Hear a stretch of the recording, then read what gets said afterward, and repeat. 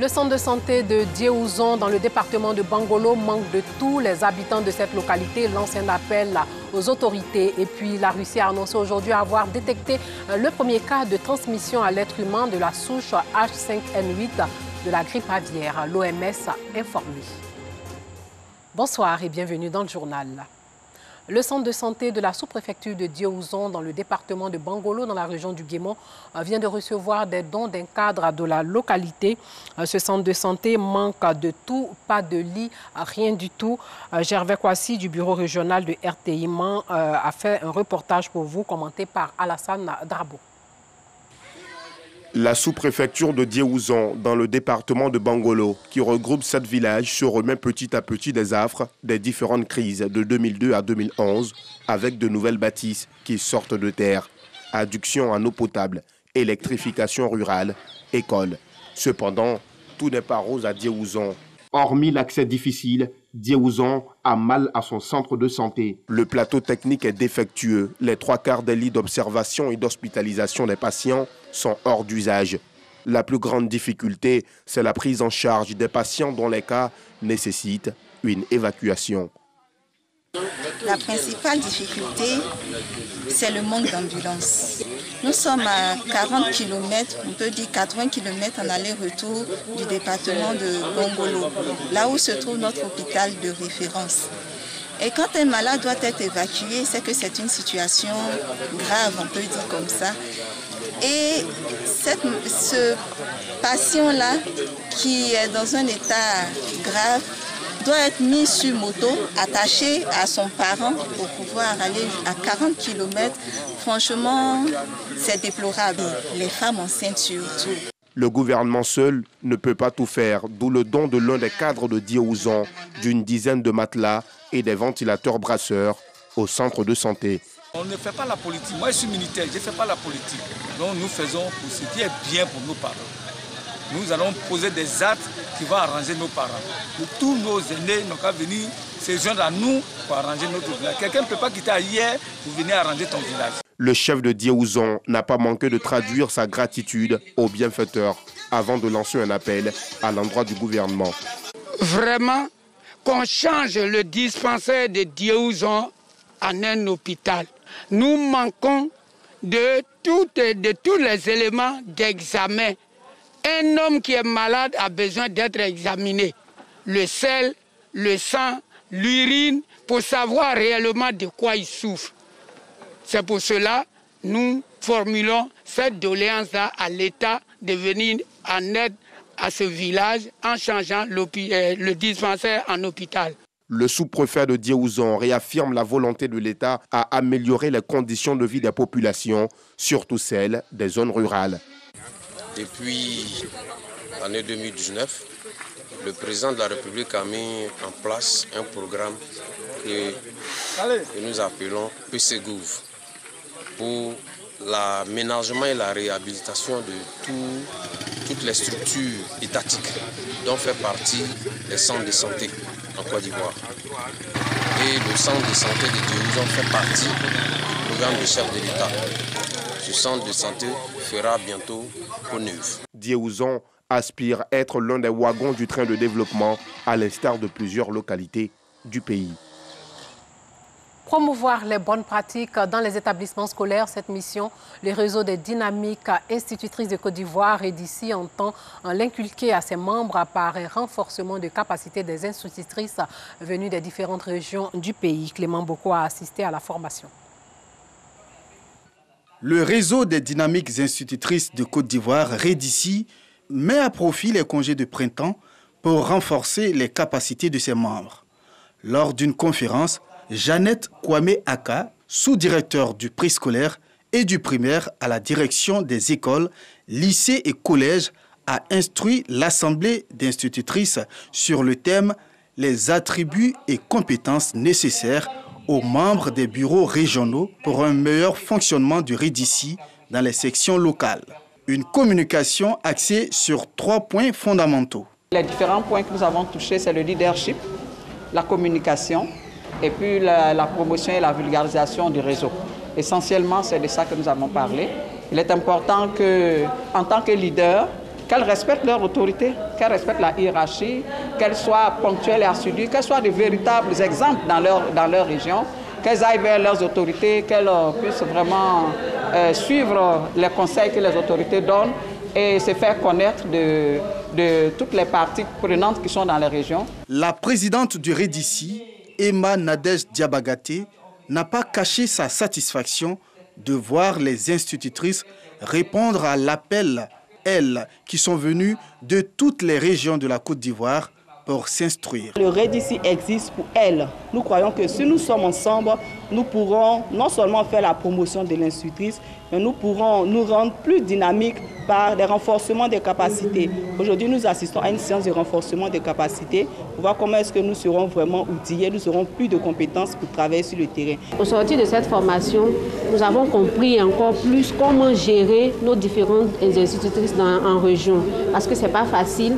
Aussi, nous avons compris comment se comporter face à nos autorités en région. Ce que j'ai retenu, c'est que ce sont le respect des chefs hiérarchiques par rapport à nos différentes tâches. Il faut dire que cela m'a beaucoup marqué. Et au sortir de cette conférence, nous allons le mettre en application. Né le 19 juillet 2018, le REDICI compte à ce jour plus de 16 000 adhérentes et dispose désormais d'un bulletin d'information qui paraît tous les trimestres. Les élèves du groupe scolaire Tano-Namanko ont participé à un concours d'art culinaire et à un défilé en tenue traditionnelle. Des activités organisées lors de la 2e édition de la journée culturelle de l'établissement qui ont permis aux apprenants de faire montre de leur savoir-faire en matière de gastronomie africaine. Le reportage de Noussangari, commenté par Alassane Drabou. La cour du groupe scolaire Tano-Namanko, transformée en un temple festif, le temps d'une journée culturelle. Une journée culturelle pour permettre aux élèves de cet établissement de décompresser après quelques mois de travail acharné. Mieux, leur permettre de se frotter aux réalités culturelles africaines. Pour moi, il est important d'avoir une journée spéciale pour promouvoir nos cultures et surtout avec le nombre de mois qu'on a passé à étudier. La journée culturelle, c'est pour que nos apprenants arrivent à s'imprégner des activités culturelles. Et puis, bon, vous savez, avec nos apprenants, aujourd'hui, tout est occidental. On aimerait bien qu'ils sachent ce qu'ils ont dans leur culture, leur propre culture. Au menu de cette journée, un concours gastronomique, puis une compétition pour mettre en exergue les spécialités culinaires africaines. Du riz au soumara, au foutou banane, en passant par la sauce feuille, les élèves de cet établissement ont su faire montre de leur savoir-faire culinaire. Moi, je propose du foutou avec de la sauce pistache. C'est une nourriture faite lors des grandes cérémonies en pays Akan. Je propose du soumara à l'Afrique. On la trouve principalement en Guinée, chez les Malinké. J'ai appris à faire à la maison parce que je suis guinéenne. On mange ça très souvent à la maison. C'est ma maman qui m'a appris. Aujourd'hui, nous avons comme activité le concours culinaire des plats africains pour amener nos enfants à s'intéresser aussi à la cuisine à la maison, afin de pouvoir prendre en charge demain de leur foyer. Autre temps fort de cette journée culturelle, un défilé en tenue traditionnelle africaine. La journée culturelle de cet établissement scolaire est à sa 2e édition. Elle concerne les élèves de la maternelle à la classe de terminale. Lancement des phases nationales et internationales du 12e concours Génies en herbe à OADA à l'Université des Lagunes. C'est dans la commune de Cocody. La phase nationale va sélectionner l'équipe de 3 étudiants qui vont représenter la Côte d'Ivoire à la phase internationale du concours prévu à N'Djamena au Tchad en septembre prochain. Une quinzaine d'établissements universitaires seront en compétition donc dans 3 villes, Abidjan, Bouaké et Daloa. Et cette édition va se tenir pour la première fois en Afrique centrale avec la participation inédite du Burundi, des Comores et de la République centrafricaine. À Lomé en 2019, Vanessa Oulaï a remporté le prix de la meilleure candidate au concours international Génie en herbe de l'OADA, organisation pour l'harmonisation en Afrique du droit des affaires. Un concours qui lui a énormément apporté. Ce concours m'a apporté une panoplie de bénéfices, je peux dire en ressources humaines et aussi en connaissance de la matière OHADA. Parce qu'à l'université, certes, on apprend, mais on ne rentre pas au fond même du droit OHADA. Ce samedi matin, au sein de l'Université des Lagunes, dans la commune de Cocody, les responsables de l'OHADA ont donné le coup d'envoi de la phase ivoirienne de la 12e édition du concours Génie en herbe. 15 établissements universitaires ivoiriens s'affronteront et le vainqueur ira représenter la Côte d'Ivoire en septembre prochain à N'Djamena au Tchad lors de la phase internationale. Cette 12e édition est également inédite en ce qu'elle se déroulera pour la première fois en Afrique centrale et au Tchad, N'Djamena. Il y aura en termes de participation inédite le Burundi, les Comores, la France et la Centrafrique. La phase ivoirienne du concours Génie en herbe OHADA aura lieu à Abidjan du 22 février au 22 mai prochain. Au Niger, fin de la campagne pour le second tour de l'élection présidentielle vendredi nuit. Les Nigériens vont choisir demain dimanche leur prochain président entre Mohamed Bazoum, candidat du pouvoir qui a obtenu plus de 39% au premier tour, et Mahaman Ousmane, ancien président qui veut le redevenir avec plus de 16% au premier tour.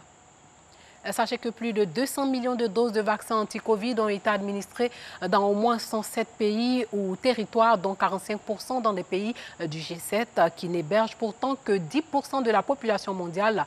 Ces 7 membres, États-Unis, Canada, Royaume-Uni, Allemagne, France, Italie et le Japon ont pris vendredi, c'est-à-dire hier, des engagements en faveur d'une meilleure répartition des doses avec les pays pauvres. Parmi les 29 pays à faible revenu, seuls la Guinée et le Rwanda ont commencé à vacciner. Israël est de loin le pays le plus en avance, à près de la moitié, 49% de sa population ayant reçu au moins une injection. Un Israélien sur 3, c'est-à-dire 33%, a même reçu la seconde dose, complétant ainsi le processus de vaccination.